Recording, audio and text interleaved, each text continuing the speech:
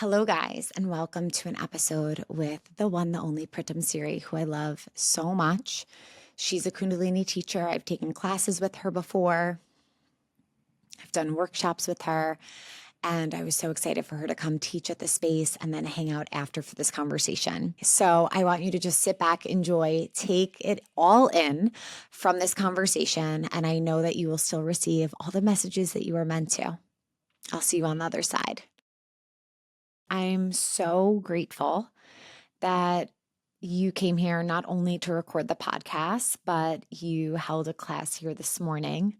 It was so epic and so special. And I'm just so grateful that you're here. Thank you so much. I felt like I needed to be here, which is why I reached out and was like, "Hey, can I come teach?" Because I was thinking about teaching in the city again, and I thought there's some other magic to tap into. And this is a portal. I said this stage looks like a portal, but it is a portal. It is. Yeah. Congratulations. Obviously, everything comes back to the practice for us. And that's why I'm so excited to have this conversation with you because I look at you as such an inspirational teacher. I've traveled to the city to take your classes, and I feel like the beautiful thing about this practice is it helps us to align ourselves to truly take action towards a life that we want to live. Yeah, it's so illuminating. Thank you. I am a very practical person. Might seem like I'm a very spiritual person, but I'm literally here because I'm like, this has done this A, B, and C for me, you know? So that's exactly how I feel, that it illuminates and unlocks parts of us, just so we feel better and like simply have more energy to and clarity to get our mission done or figure out what our mission is, you know? That's exactly how I feel. I feel like it helps to eliminate what doesn't serve us and really unlocks what we're capable of and what we're able to accomplish and go after in this life. And um, I started to think about how everything requires energy.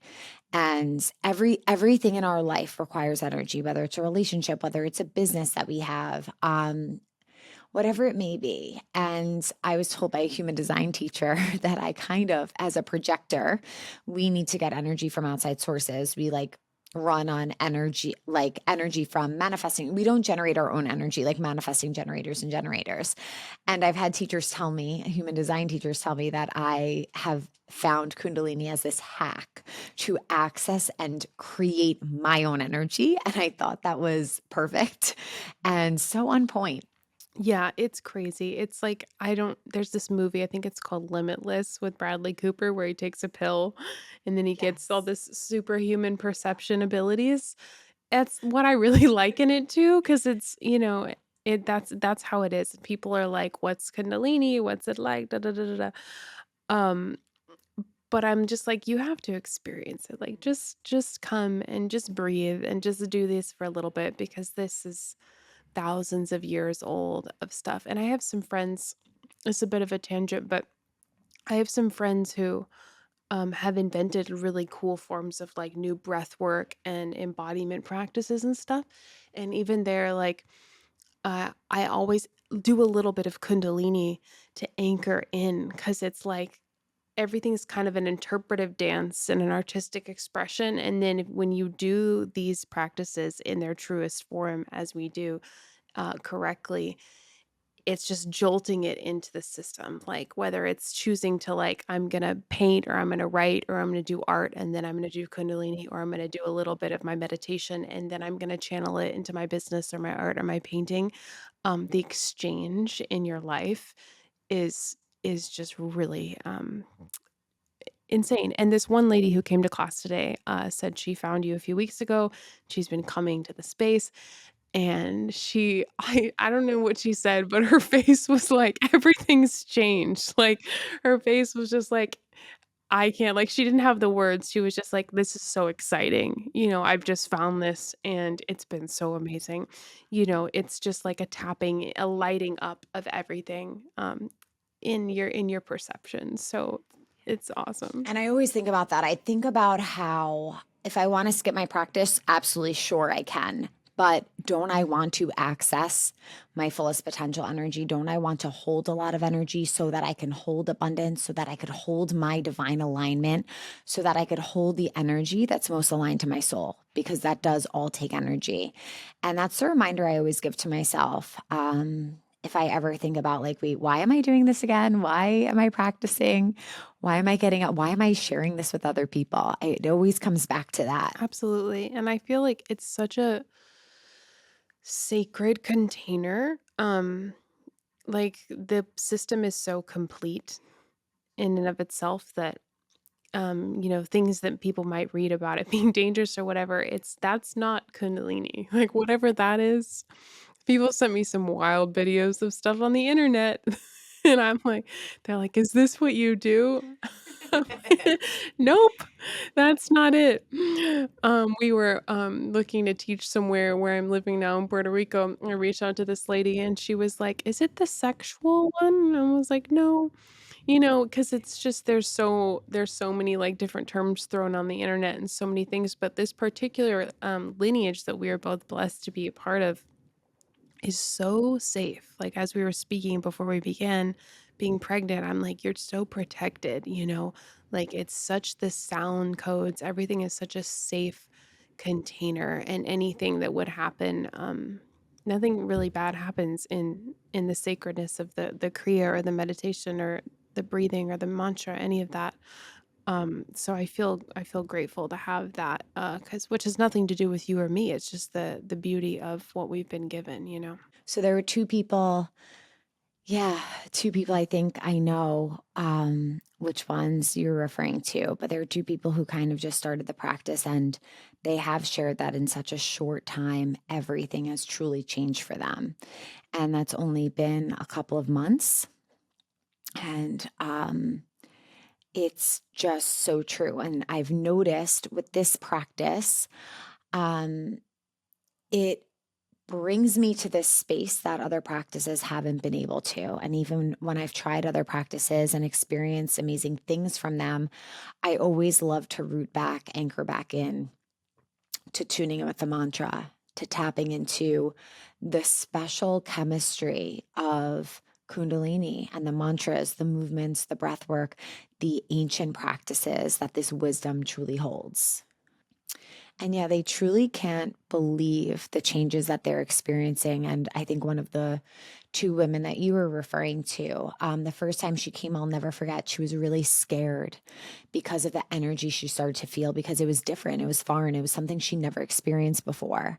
And I remember her just being very fearful of this power and energy within her.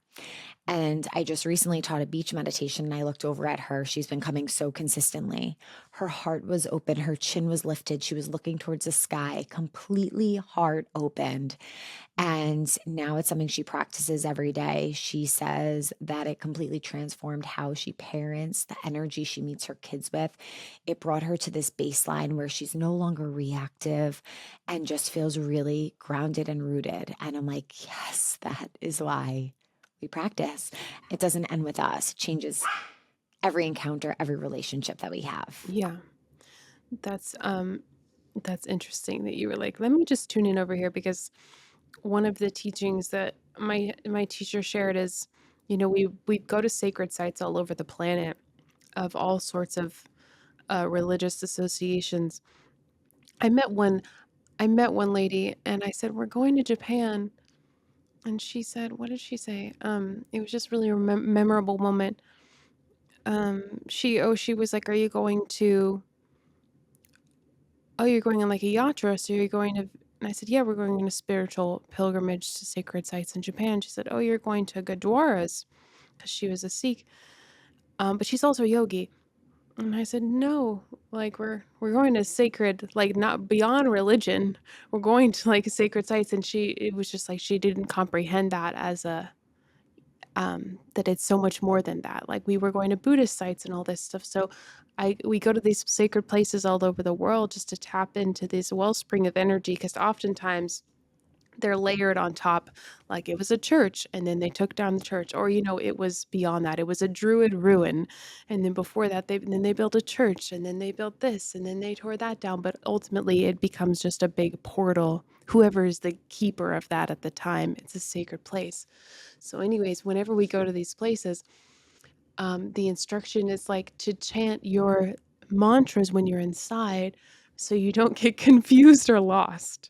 So it's like I go and experience other meditations. I go to sacred sites around the world and I walk in and I'm like, Waheguru, which is the sound that I chant, or Satnam, while I'm there, because you're so enthralled by the beauty, or you're in like a historic Catholic church, or you're wherever you are on the planet, and you want to remember like what you represent and where your sound comes from. So that's just something I'm thinking about when you're like, oh, I tune in during the Joe Dispenza meditations. I also am like always bringing my sound that I come back to into any, whether it's spiritual or not, scenario in my life, because it's like the anchor back to the field that nurtures me within myself. Being pregnant now, I'm being very selective about the work that I do and the energy work that I do in the containers I'm in. And it's so interesting because so many people are afraid of Kundalini if they hear about it or they research it. And what I've kind of learned is that, yeah, our energy is that powerful and maybe it can scare us, but Kundalini, the practice of it, helps us to be in power over our own healing.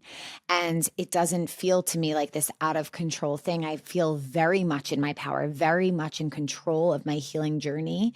And it's that's where I feel safest. So when you were coming here and teaching, it was like a full body yes. I can't wait because I am in the driver's seat of my own journey. I'm activating the healer within, the teacher within, just like we, say and activate as we tune in each time. And I think that's I don't know why it's been used as like this practice to fear. Really, it brings me so much safety and security and groundedness and knowing that this is my energy and I command it and I have the power over it. And when we speak about sound, I feel like your sound is truly from another realm. And I think that's what really attracts people to you and your teachings. I know when I heard your sound, I was like, oh my goodness, I need to learn more from her. I need to tune into her teachings and practice because of that beautiful sound current that you radiate. My teacher is a super master of sound, Harijiwan, who's like Guru Jas's teacher. And when I first sort of got into the practice, the meditation he teaches a lot is this meditation where you chant sa, ta, na, ma, and you just run. Oh, it's so good. Yeah, White Sun Satanama. So there's this meditation you do in a group and you chant Satanama. And I moved to Venice, California, and I worked at the studio there and we would chant it often. And when we first started, this must have been like 8 or 9 years ago when I first started doing it. Um, you kind of hate the sound of your voice. That's just like, most people are like, oh, I can't stand my own voice, which happens to me as well. You hear a recording and you're like, oh, what's that? But his teaching, and the most powerful teaching also when I interviewed Guru Joss, was she's like, you need to love your sound. You first listen to your sound and then you love your sound.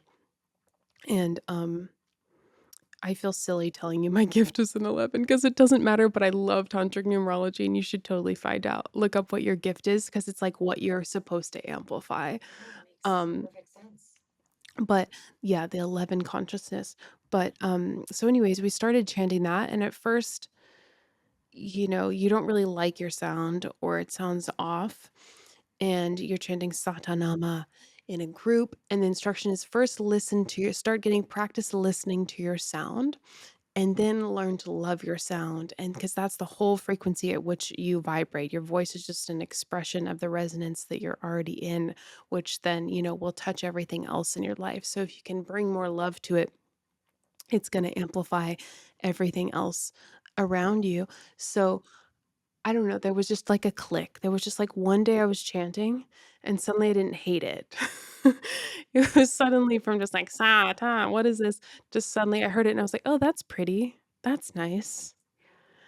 Um, And also, I mentioned Guru Joss again because, like, you've studied with her and she's so amazing, and, she's a Grammy award-winning singer, and she shared a lot of sound teachings, and it's like whether your voice is pretty or, like, whether you sing well or you don't sing well or however it sounds, that has nothing to do with the frequency and the love. We know that from, like, Bob Dylan and Leonard Cohen and other people who've historically changed the sound on the planet who don't have a good singing voice.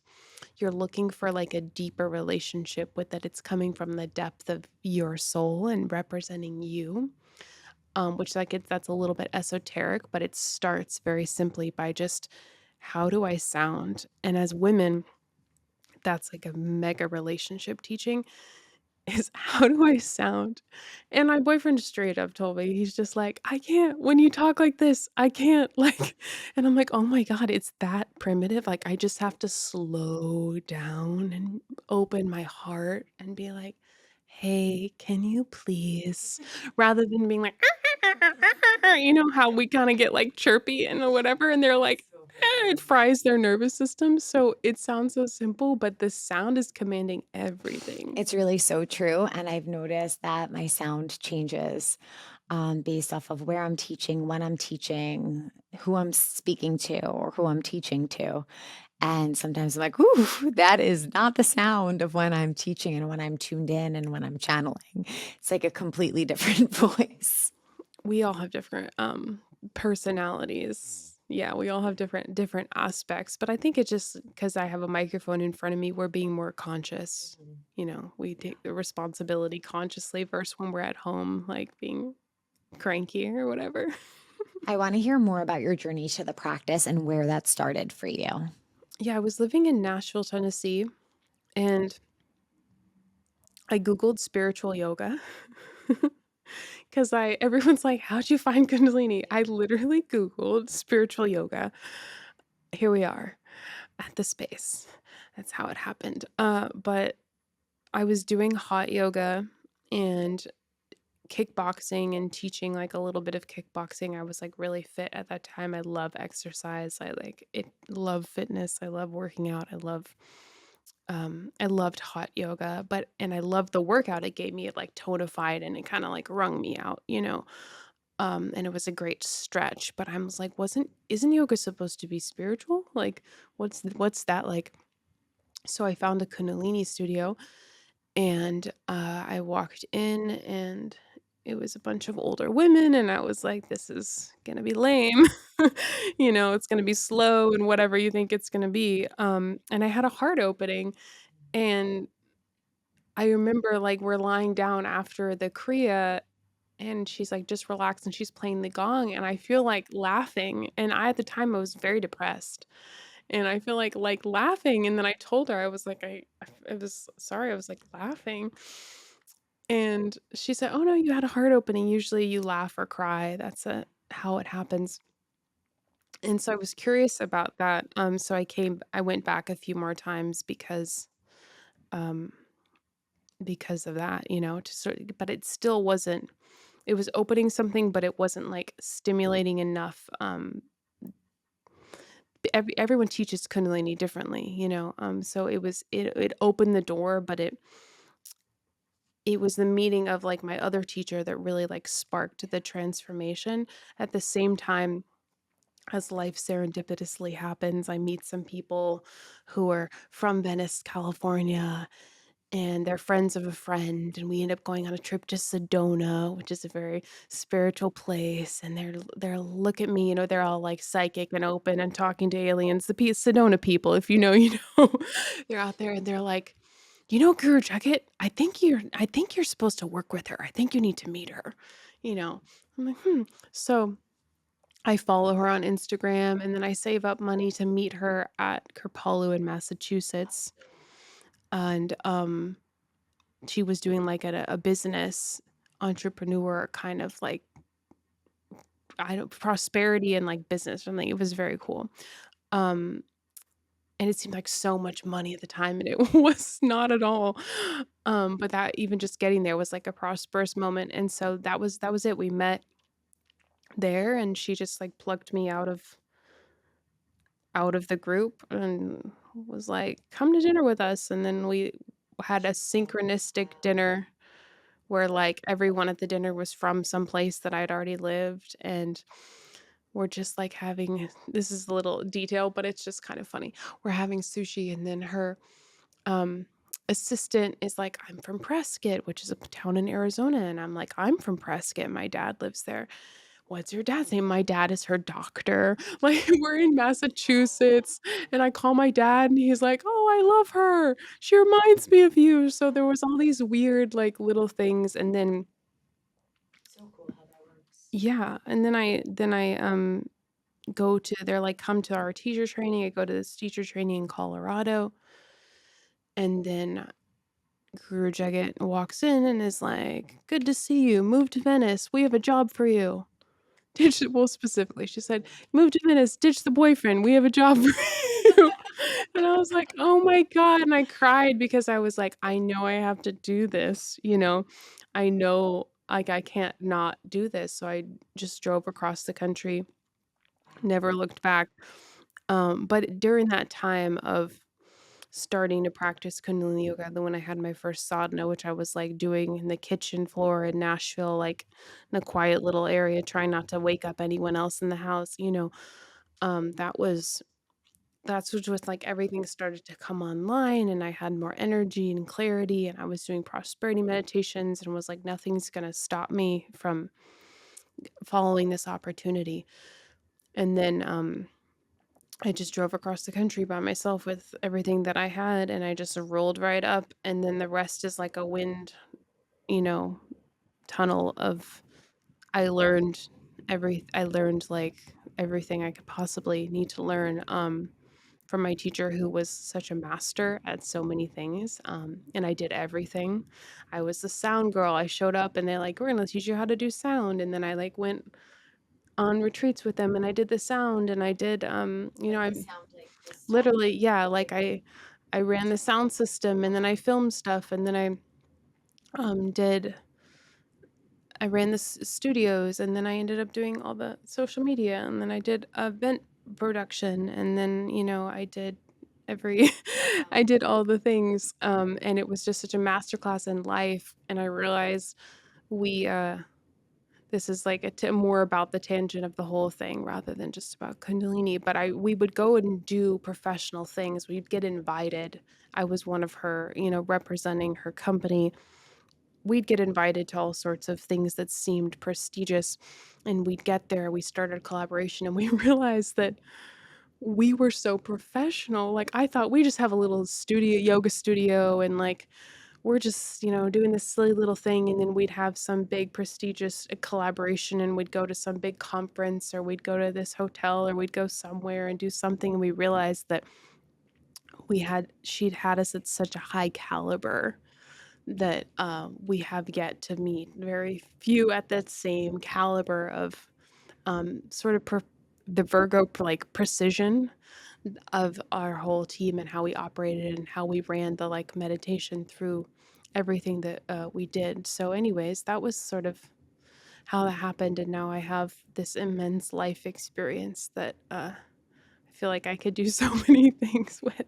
Yeah. That's incredible to hear the energy that it takes to run a business and also just create and foster that community. And that's such a beautiful story. And I'm so grateful that you decided to share it here. That was a very fundamental, teaching that my teacher shared a lot, which was like, you are on assignment, and everything you're getting from this, like your elementary school time, everything is going to give you the tools you need to get the actual thing done that's really going to move the ball forward. So a lot of times it'd be like, why am I doing this? This is so frustrating or annoying or tedious, or this is not what I came here to do. Like, I'm special and I shouldn't be filling out this form on Google. I shouldn't be in DocuSign right now. I shouldn't be pulling reports and like doing spreadsheets and whatever the thing is, And it's just like that's where the real spiritual juice is those moments, because they give you such a grit and well-roundedness for your energy to move that yeah, that reality of like facing all the beautiful things that don't seem beautiful in the moment. I would love to hear more about your morning practice and if you have like one practice that you commit to for life. The thing is, um, we're we have a blessing and a curse of like hundreds of thousands of meditations. And so you can't let that stop you from practicing. And like you said, some days you're like, I don't want to practice, but I'll just do this. The subconscious mind is so slippery and like sticky. The excuses that we have around like why, like sometimes you'll manifest a physical illness to not practice because first it starts in the subconscious, goes to the unconscious, and then it goes to the physical. And that's how people get like in the most extreme forms like cancer and stuff is it starts with like a thought that sets in the subconscious for too long and gets very strong and then goes to the unconscious and then that becomes a physical thing. So it's very sticky. All that to say, we want to like never have any excuses not to practice. So if your thing is like, I don't want to ever do the same thing every day. I love like scrolling through the meditations and feeling my vibe for the day.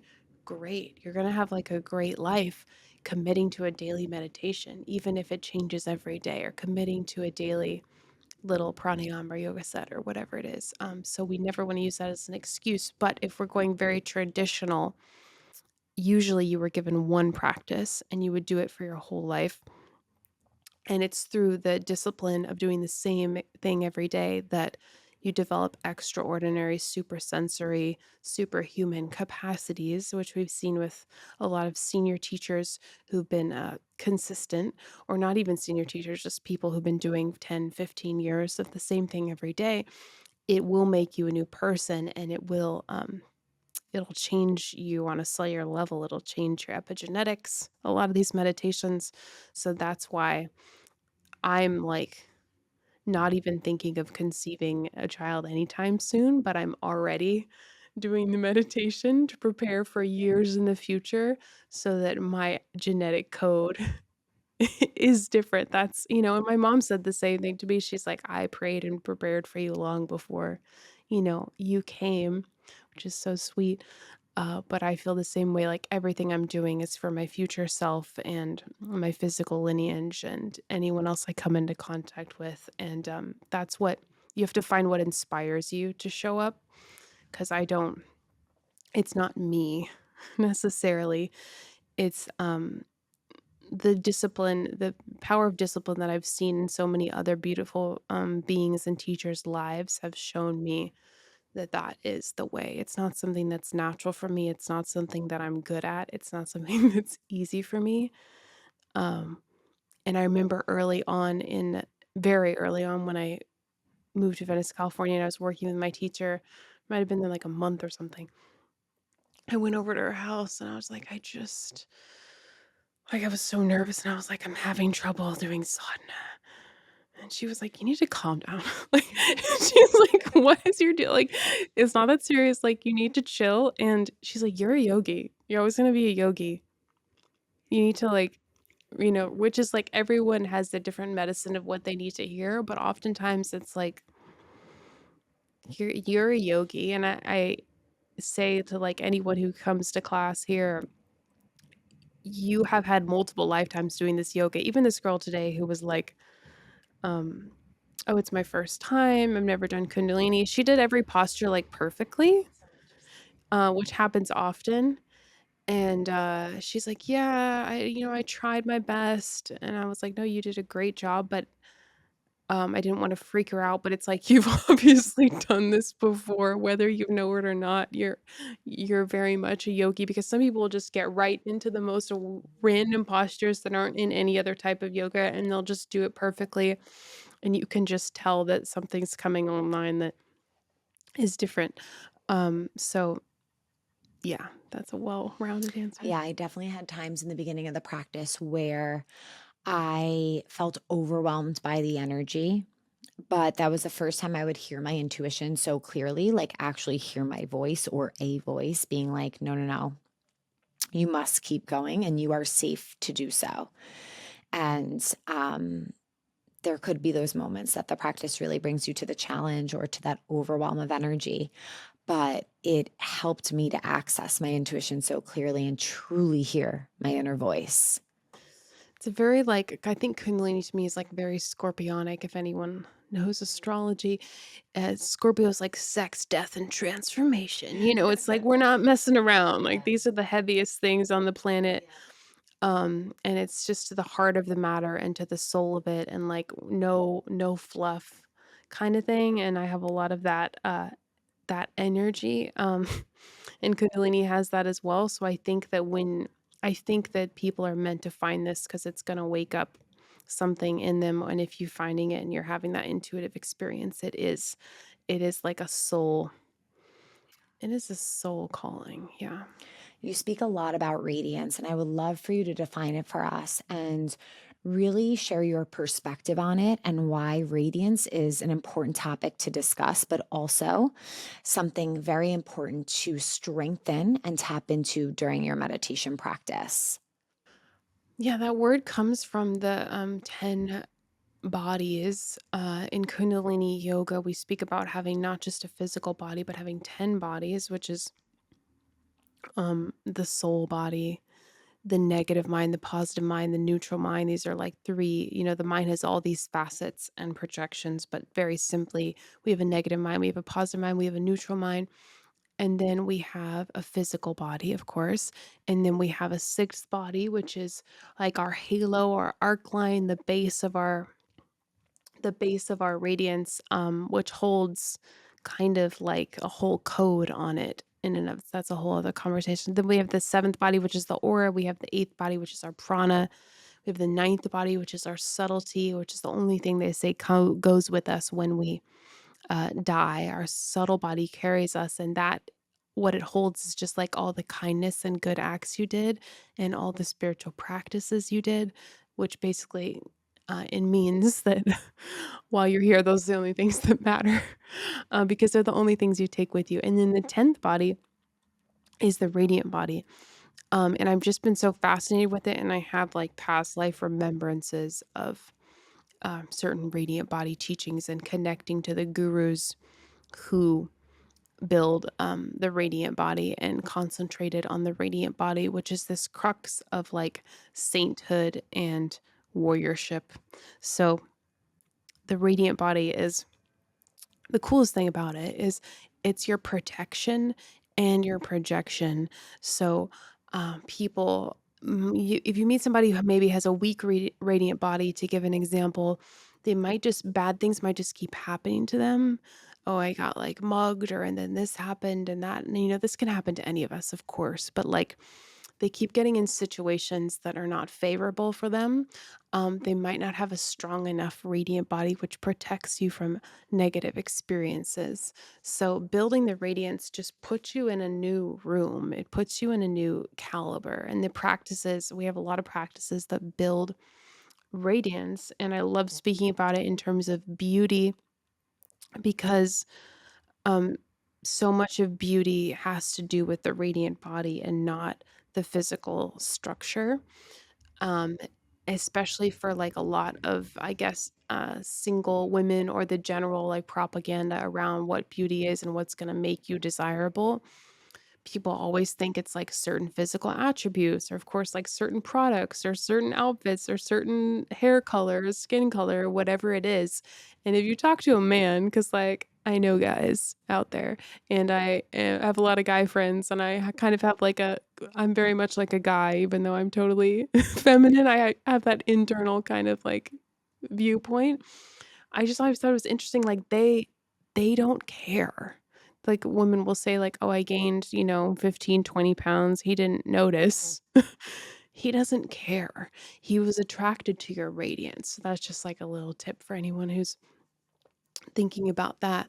But, what does that even mean? That means, like, they were attracted to the luminosity of your own soul and your confidence with that. The radiant body is built on confidence. So even me thinking right now for a second, I look like crap, my radiance diminishes. I, like, invert slightly.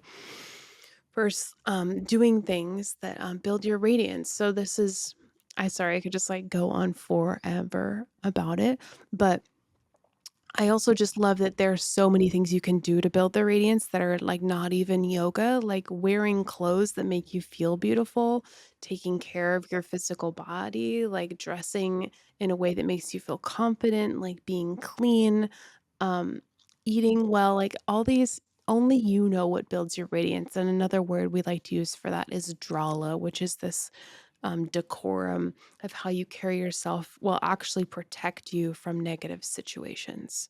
So the radiance is built on your positive self concept, how you feel about yourself, your internal dialogue with that, how you physically carry yourself. That doesn't mean we all have to be super fit. That doesn't mean like it's such a personal thing. You feeling good about the skin that you're in. And there's all sorts of practices to build that self-love relationship, feeling good about how you carry yourself.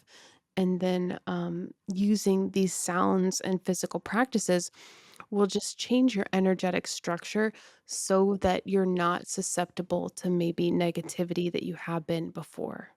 So if you're used to having a lot of negative self-talk or depression or anxiety or just in general, those are all ways of saying fear. If you're used to having fear in you or in your field or in your mind stream, radiant body practices found in Kundalini Yoga will just shatter that. And so, if you're looking to change very rapidly, the suggestion is always to do a physical Kriya that builds radiance, because you'll see people who meditate for decades and they're kind of low chi, I would say. They're like low energy. Sometimes they have beautiful energy, but they're subtle, kind of like a lot of Buddhists that I know are like beautiful, very subtle people.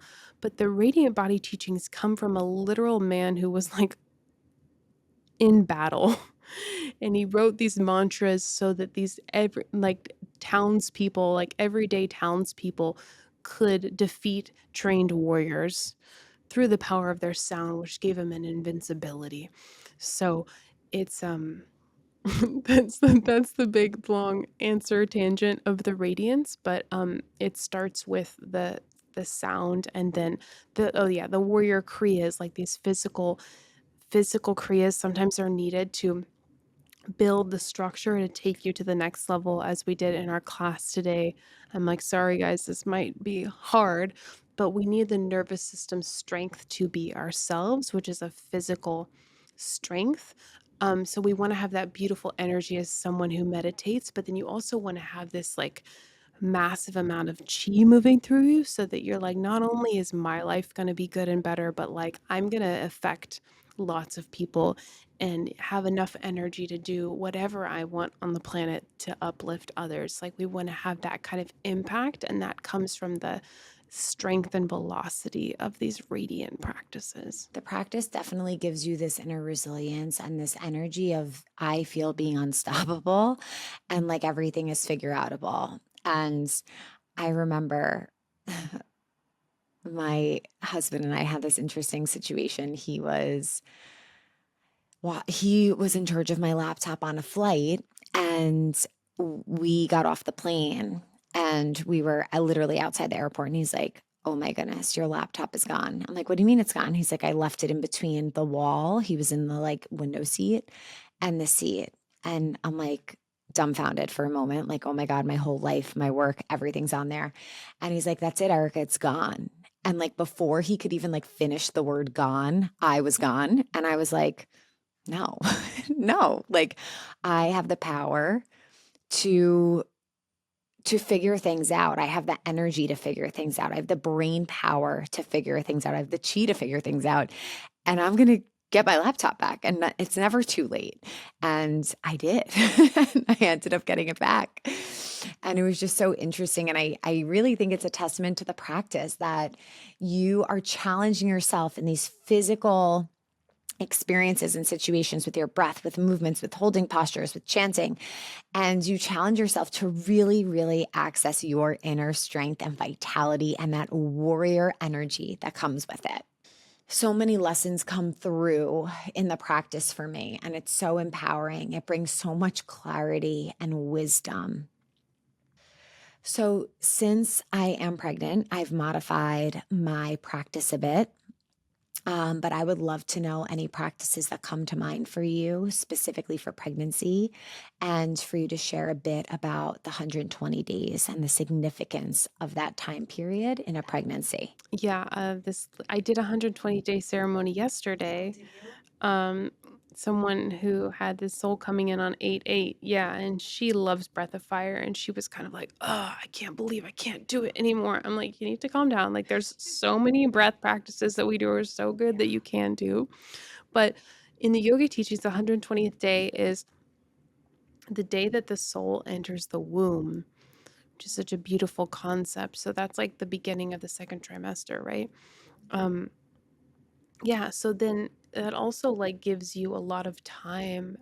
To me, I'm like, that's really nice. It gives you a lot of time to prepare. You have like 4 months to be like, okay, I'm tuning myself up.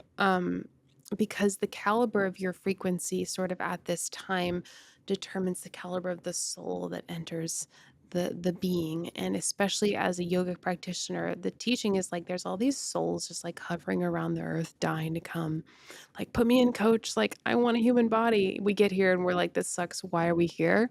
But meanwhile, there's all these souls like begging to be in the highest incarnation possible, which is this human experience. So they're coming here. So probably, they want to be in really high frequency opportunities like a yogi. So very excited to see who comes who comes through you. Um, but anyways, the 120th day is that. And then from then on, like I just love the pregnancy teachings because I think they're so important. And we'd always be like so happy when a pregnant woman would like wander in the studio that I managed, and we'd be like trying to play it cool, like, hey, because usually what happens is oftentimes the soul of the baby will bring the mom to the practice. And some people I know are like, my mom practiced Kundalini when I was pregnant, or ladies like I found Kundalini when I was pregnant. It's because the soul literally led them like to the practice. So the teaching that inspires me like the most is that you have the opportunity to bring in a sage or a saint. That's the prayer of the mother, is that we bring in a being that changes the frequency of the planet forever, which sounds very dramatic, but why not? That why not? And it all starts with the caliber of the mother, and something my teacher would talk about a lot when certain like people were ruling the planet who were dictators and stuff. And she was like, you have to think about like their mother must have really not liked herself. The mother must have really been in a dark place because basically the entire consciousness of the being is made in the womb. And we like to think that our parenting is going to make a difference, which of course there are developmental things that matter in relation to your father and mother for the first 15 years of your life. But ultimately the caliber of the consciousness is made in the womb, and then you're just making sure that the kid doesn't like trip and fall, that they're literally physically safe. But really the deepest greatest work is done in the womb. So the most important teaching that I've been given for that is that while you're pregnant you talk to the child all the time. Once the soul comes in, you're like, welcome to Earth. We live in Long Beach. Here's the space. Uh, it's the best. Um, but like, you're really giving them the lay of the land so that when they come here, because who knows where they're coming from. I know this sounds very far out, guys, but like these celestial realms. I had an astrology reading, and he was like, are you familiar with Andromeda? Do you know that you're from there? I was like, yes. I was like, okay. But it's like we come literally from very high celestial realms down to this planet, and you have to be like, this is how it works. You can be in this kind of body, or you can incarnate in this gender, and then we're going to go to school here, and this is where we live, and this is what happens, and we're going to buy our groceries, and then we cook it this way. And then, we want to get enough sleep every night. And then you have to be kind to people. So even though I feel this way, I'm going to say this. You literally just like the entire lay, pretend like you're teaching them how to live while they're in the womb is kind of the idea. So that this sort of shock of coming out is like they've already kind of have an understanding of it, and it makes it much more easy to metabolize. And then of course the mantra is the most important, like just chanting, chanting, chanting. So you're like, oh, I can't physically do this, but the mantra is what's holding the whole caliber and frequency for the space of the being. So that's the number those are the number one things, and both of those are related to sound, right? Like here's how the world works and how you can live successfully in this world and what matters, to me and what I've learned in this world. And then here are the sounds. And some people like to put the baby buds of like, Einstein and all this. And they have the stories of like, my kid listened to quantum or not quantum physics, but all sorts of things. Like I played them the piano in the womb and then now they're a pianist, or I played them astrophysics in the womb and now they're like into this, so you can program them with whatever, but like a diverse kind of understanding of reality will create a certain caliber. So that's really cool. Also, let's see the teachings of what you can physically do. Um, it depends on what gender you're having, but they say that if you have you could do this with any gender, but if you're having a boy, the Adi Shakti meditation is recommended to be like really good to do every day, which is this is the mudra, and the fingers are straight up, Jupiter fingers by the ears, index fingers, and you're just chanting this Adi Shakti, Adi Shakti, Adi Shakti, Namo Namo, any of those tracks that you like. And it puts this primal remembrance of the divine feminine power, which is lacking on the planet and lacking in consciousness. And I think that's an amazing one to do no matter the gender, but particularly they say something about for the boys. It's really good.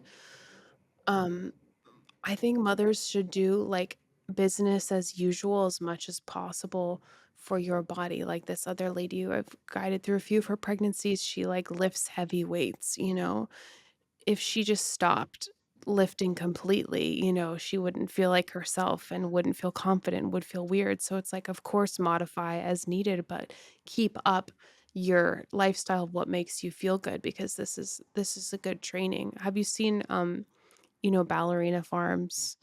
I've heard of them. Um, what's her She's the name? one that's really Hannah. bright. Yeah. Yes, yes. And she has a bunch of I don't kids. follow her, but she's come across my page. Yeah.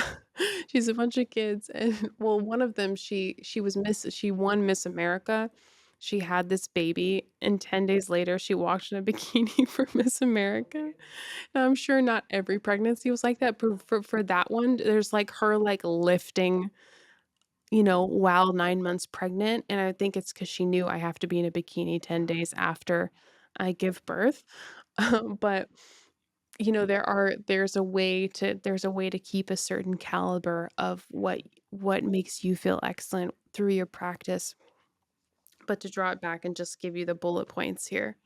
um, Number one is sound. And, there's all sorts of studies. The mom was stressed during the pregnancy, or like different things happened circumstantially. This is developing and this isn't to like instill fear. This is to inspire us. Like, this is developing the consciousness. And I loved how you were like, I'm pregnant and I'm much more conscious of the spaces I'm in and what I'm doing. And I thought, man, like, we should be like that all the time. We should be walking around with not a superiority, but just it's almost also like a CEO attitude. It's like I'm pregnant and I'm very important, or I'm a VIP person, and or I just value my time and I value my energy.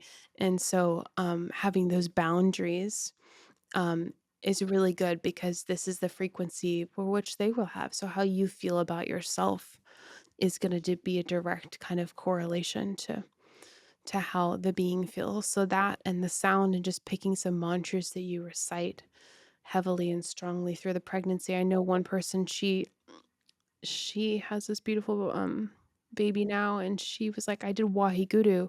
That's not a hard mantra. She like, I did Wahiguru through the whole thing, and now her life is like the greatest dream ever. But the entire pregnancy, she's like, I created him with Wahiguru. I just chanted Wahiguru the whole time. And that was not complicated. And that did not, she was all over the world traveling. She had all this stuff going on, and it was just Wahiguru. So it doesn't have to be something dramatic or complicated. So there's the sound, and then there's the teaching of squats. Supposed to do like 6 minutes of squats a day. Like a lot of just like squats, and and then walking 3 to 5 miles a day, which I think makes a huge difference in the labor. And again, just speaking to somebody who hasn't given birth yet, so I don't know. But I have my theories from some people who followed the teachings to a T, are just like, okay, here I'll give birth and just, like here's my 30-minute labor, boop. Like literally some wild teachings are like, okay, it just flew out. My husband got it. Like that's another one. So obviously everyone's different, but there's a possibility for you to, and I'm sure you've already thought about this a lot, just transcend all the fear around all this stuff and just have um a really interesting thing. But I was actually talking about this on the way here with my boyfriend because we did a 120th day ceremony yesterday, and I have a lot of friends who are having babies and a lot of friends who are pregnant, and there's two sides. There's the side of anything's possible, like we were born to do this.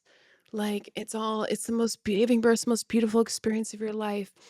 And then my friend was like, "Let me just be real with everyone." She's like, "I hate Instagram. I'm gonna get on to tell you guys that shit went down and none of y'all prepared me because everyone was sugarcoating it, you know?" So there's two sides. Like you are training for a marathon, and we want to like educate ourselves to be as fit as possible for that, especially if you're trying to take a route where you're going to do things naturally. You have to physically train for it, because I have I don't want to say horror stories. I have friends who were like, my body's a temple. I was born to do this. I'm just going to have like a chill time. And then I see them at like 6 months pregnant or whatever, and they're out of breath walking down the street. And I'm like, this isn't looking good, and then they had some pretty traumatic experiences going against how kind of they thought things were going to go. So it's all in like a divine order beyond our control. But I do think there's a crux of like the divine trust and the frequency, and then also being real about the physical training of what we can do, keeping up with our strength while we're in the pregnancy journey. The other day, I was just saying how I feel like I can't do a lot of the practices that really prime and strengthen me and train me. And I want to be doing them all in preparation for birth, but I can't do them right now because I'm pregnant. So I'm like, oh gosh, like the night of the birth, or maybe the day. I don't know why I said night. I just feel like I'll give birth at night. Um, it's all going to go down. Like all of those heavy duty breath works and resources that I've accumulated through this practice over the years, it's all going down that night. And I can't wait. It's so funny because my mom texted me the other day being like, you have to play nice music for the baby, not just the music you like to listen to, meaning mantras. And I'm like, oh, mom, if only you understood the frequency and energy of these mantras. And she's like, is it happy music though? Like the baby needs to feel happy. I'm like, yes, it is absolutely happy music. Honestly, mantra and the Aquarian Sadhana Mantras Mantra Hour is what drove me to open this space, because I'm so happy with how many people join on the app and chant along with us in community. I'm always like amazed by it and I love it. And then when we're in person, it does bring it to another level. And when we were first opening the space, we really did not have a plan. We had like this loose plan of what I visualize, which is very different because I don't think it really exists much yet. Kind of the path that I'm going with this space. And I just knew for sure I wanted to have a mantra hour every morning, every week that was donation based and that people would come to. And I was so certain of the power of this practice that people would show up for it. And it's still growing, but it's just it truly teleports you to another dimension. But Vinny was definitely confused. He was like, okay, so we're opening up a new business because you want to teach a donation based class where maybe like you're not so sure you'll have income, but you believe so deeply in the power of the practice and mantra that we're going to be okay. God bless this man. But again, it always comes back to the practice and the power of it. And that's what drove all of this. And I just want to say, I'm so grateful for you, for what you share, for the power of your sound, all that you teach.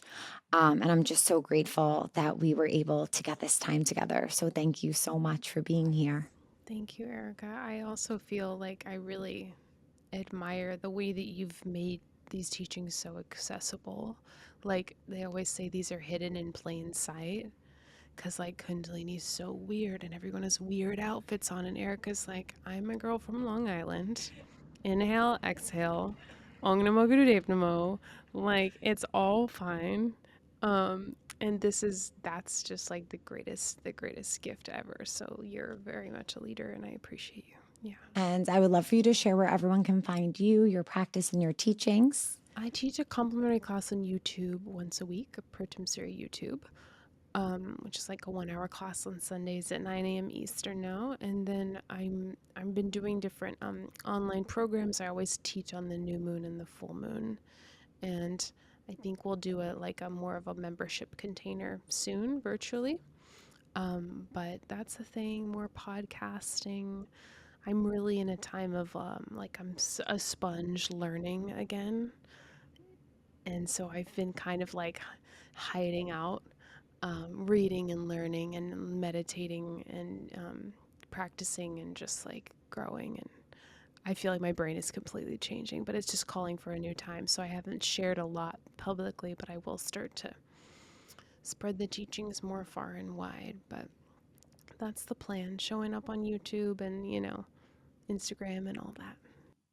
Instagram and TikTok at Pritam Siri, PRITAMSIRI, and then pritamsiri.com, and the YouTube is also Pritam Siri, and that's that. More to come in the physical.